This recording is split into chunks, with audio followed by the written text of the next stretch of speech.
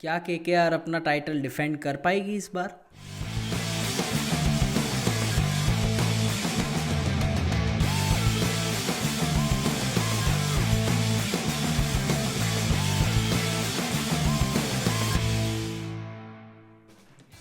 जी, तो बात करते हैं डिफेंडिंग चैंपियंस केकेआर की।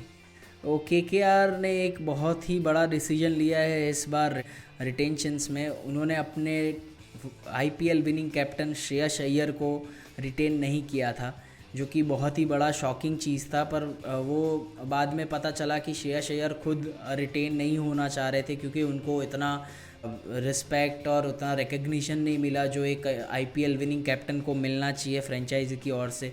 और मुझे लगता है कि एक तरीके से सारा क्रेडिट गौतम गंभीर को चला गया, जो कि गलत बात थी, क्योंकि टीम तो आपकी फील्ड पे कैप्टन ही खिलाता है, तो कैप्टन का भी एक से होता है, एक रोल होता है एक टीम का चैम्पियन बनने में। तो मेरे हिसाब से श्रेयस अय्यर की साइड से भी वो भी सही थे, और उन्होंने ऑप्ट किया कि वो रिटेन नहीं होना चाह रहे, और वो मूव ऑन कर गए। ऑक्शन में पंजाब किंग्स ने उन्होंने पिक किया।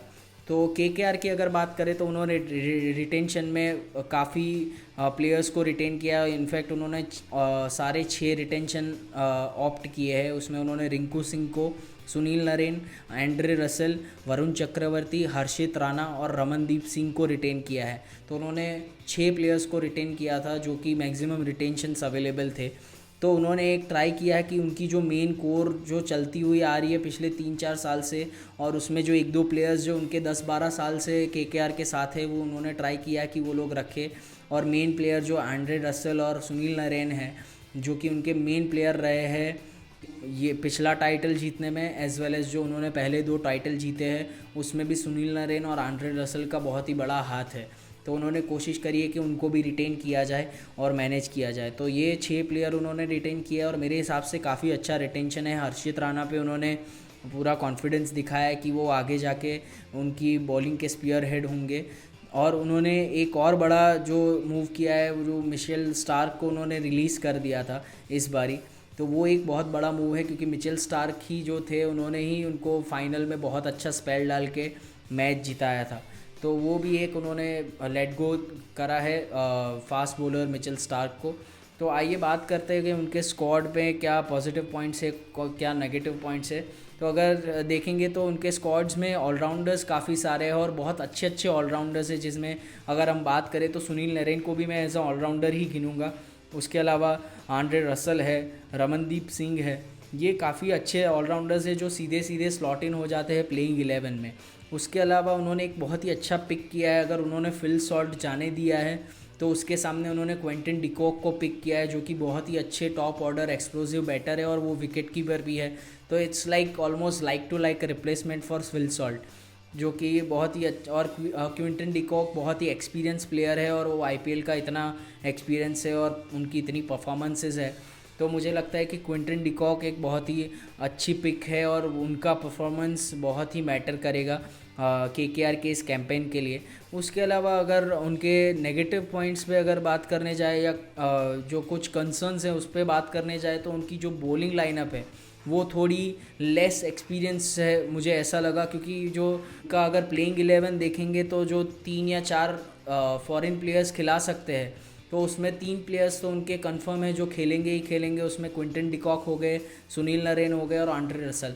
तो उनके 3 स्लॉट तो ऑलरेडी पैक हो जाते हैं, तो वो एक ही फॉरेन प्लेयर्स खिला सकते हैं, और वो अगर बॉलिंग में लेंगे तो एक ही फॉरेन प्लेयर खिला सकते हैं। तो उसका मतलब ये होता है कि उनकी बॉलिंग इंडियन बॉलर्स पे ज़्यादा डिपेंडेंट रहेगी, और उसमें उनके पास उतना एक्सपीरियंस नहीं है, जिसमें हर्षित राणा और वैभव अरोड़ा यही 2 एक फास्ट बॉलर्स है जो इंडियन फास्ट बॉलर्स उनके पास अवेलेबल है, जो अच्छा कर सकते हैं। जो कि उन्होंने पिछले साल अच्छा किया था, बट अभी भी वो एक सीज़न ही खेले हैं, तो उतना एक्सपीरियंस भी नहीं है। तो वो एक लेस एक्सपीरियंस फास्ट बॉलिंग है, जो एक कंसर्न हो सकता है। उसके अलावा उन्होंने रहाणे को कैप्टन बनाया है, जो कि मेरे लिए बहुत ही शॉकिंग डिसीजन था एक तरीके से, कि रहाणे को आपने कैप्टन बनाया है, जो आईपीएल में किसी टीम में फिट इन भी नहीं हो पाते हैं फर्स्ट पिक में। केकेआर ने भी रहाणे को बहुत ही लास्ट में, जब ऑक्शन में रीट्रेट होते हैं प्लेयर्स, तब केकेआर ने रहाणे को ऑप्ट किया था, वो भी बेस प्राइस में।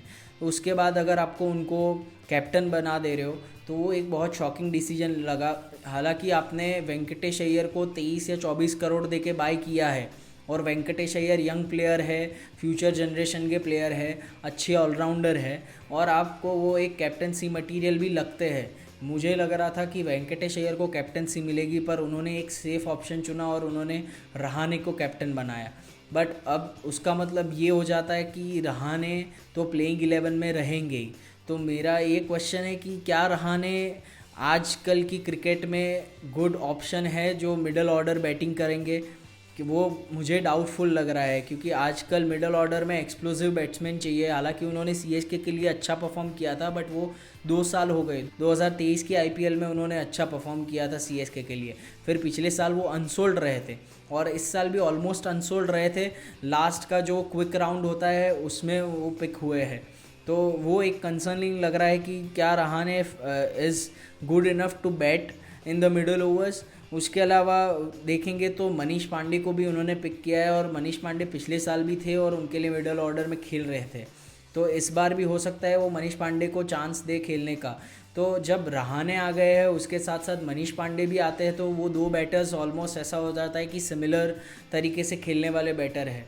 तो क्या वो एक अच्छी चॉइस रहेंगे मनीष पांडे भी? मनीष पांडे का ये सीज़न बहुत अच्छा रहना ज़रूरी है, नहीं तो केकेआर को बैटिंग में बहुत ही ज़्यादा दिक्कत होने वाली है, क्योंकि टॉप ऑर्डर में सुनील नारायण से वो लोग ओपन करवाते हैं। सुनील नारायण अच्छे बैटर है, बट उनकी कमज़ोरी पिछले साल आईपीएल ख़त्म होते होते ऑल टीम्स ने पकड़ ली थी कि उनको अगर 4th-5th स्टंप की लाइन से थोड़ा बॉल बाहर निकालते हैं तो वो थोड़ा फंस जाते हैं वहाँ पे, और फिर वहाँ पे रन अगर नहीं बना पा रहे तो वो फिर स्लॉगिंग करते हैं, फिर वो अच्छे क्रिकेटिंग शॉट्स खेलना भूल जाते हैं और फिर वो स्लॉगिंग करने पे आ जाते हैं, और उसमें वो अपनी विकेट दे देते हैं।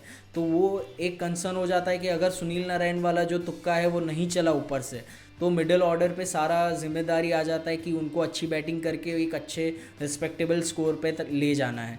तो वो एक कंसर्न है। हालांकि मोस्टली सुनील नारायण अच्छा स्टार्ट दे ही देते हैं, और क्विंटन डिकॉक भी उनके साथ है, तो वो एक अच्छे प्लेयर है, तो वो हो सकता है कि अच्छा start they they. But Sunil Narayan अभी भी मेरे लिए क्वेश्चनेबल है एज एन ओपनर। वो एक तुक्का चल गया था गौतम गंभीर का पिछली सीज़न में, बट आई थिंक इस बार सारी टीम्स उन पे प्रिपेयर करके आएंगी, होमवर्क करके आएगी, और उनको देखेगी कि कैसे बैटिंग करते हैं। और मोस्टली जो मैंने बताया कि 4th-5th स्टंप की लाइन पे अगर बॉल थोड़ा सा बाहर निकलता है तो उस पर सुनील नारायण को इशू आता है, और वो बॉल थोड़ा गुड लेंथ पे होना चाहिए, स्लॉट में नहीं होना चाहिए, गुड लेंथ पे, शॉर्ट ऑफ गुड लेंथ होना चाहिए, तब उनको बहुत दिक्कत आती है। उनके आँख में बॉल आता है तो वो मार देते हैं, बट थोड़ा शॉर्ट ऑफ गुड लेंथ हो तो उनको दिक्कत आती है। तो एक कंसर्न है। तो ये जो कुछ चीज़ें हैं जो मिडल ऑर्डर बैट की है वो उनको दिक्कत दे सकती है इस सीज़न में, और जो इनका इनएक्सपीरियंस इन फास्ट बॉलिंग, तो वो एक बहुत ही बड़ा इशू हो सकता है। उसके अलावा अगर कॉम्बिनेशन उनका देखेंगे तो मेरे हिसाब से क्विंटन डिकॉक और सुनील नारायण, जैसे मैंने बताया कि वो ओपन करेंगे, क्विंटन डिकॉक विकेट कीपिंग करेंगे। उसके अलावा नंबर 3 पे फिर वेंकटेश अय्यर आएंगे, नंबर 4 पे अजिंक्य रहाणे द कैप्टन आएंगे, फिर नंबर 5 पे मनीष पांडे को मैंने रखा है, नंबर 6 पे रिंकू सिंह, जो उनका किरदार है वो हो सकता है रिंकू सिंह शायद 5 पे भी आ जाए, और उसके बाद नंबर 7 पे आंद्रे रसल है जो कि बहुत अच्छे ऑप्शन है। नंबर 8 पे रमनदीप सिंह को देख रहा हूँ। रमनदीप सिंह अच्छे बैटर है, 6 मारते हैं, अच्छी बैटिंग करते हैं, स्ट्रॉन्ग प्लेयर है और बहुत अच्छे फील्डर है। जो हमने देखा, उन्होंने एक इंडिया का मैच भी खेला था, वो he is a Indian international player now. तो रमनदीप सिंह एक अच्छा ऑप्शन है। उसके बाद बॉलर्स में देखें तो फिर चक्रवर्ती जो उनका बेस्ट ऑप्शन है और अभी बहुत ही इन्फॉर्म बॉलर है, तो चक्रवर्ती है, और वैभव अरोरा और हर्षित राणा, ये उनकी प्लेइंग 11 कंप्लीट करते हैं। और अगर फिर मैं देखूंगा तो ये प्लेइंग 11 में सिर्फ 3 फॉरेन प्लेयर्स है, तो आप इम्पैक्ट सब में एक और फॉरेन प्लेयर को ला सकते हो। तो उसमें मैंने स्पेंसर जॉनसन को रखा है कि वो एज अ इम्पैक्ट सब आ सकते हैं। तो ये है मेरा प्लेइंग 11 फॉर केकेआर। तो अगर इसमें आप अग्री करते हो तो कमेंट्स में बताइए। अगर आपको लगता है कि कुछ उसमें चेंजेस हो सकते हैं तो वो भी आप कमेंट्स में बताइए। और अगर ये वीडियो आपको पसंद आया है तो शेयर कीजिए, लाइक कीजिए, सब्सक्राइब कीजिए और नोटिफिकेशन का बेल भी दबा दीजिए ताकि सारी नोटिफिकेशन आपको मिलती रहे और मैं ऐसे ही मुझे सपोर्ट करते रहिए ताकि मैं ऐसे ही वीडियोस आप तक लाता रहूं। और thank you so much, good bye.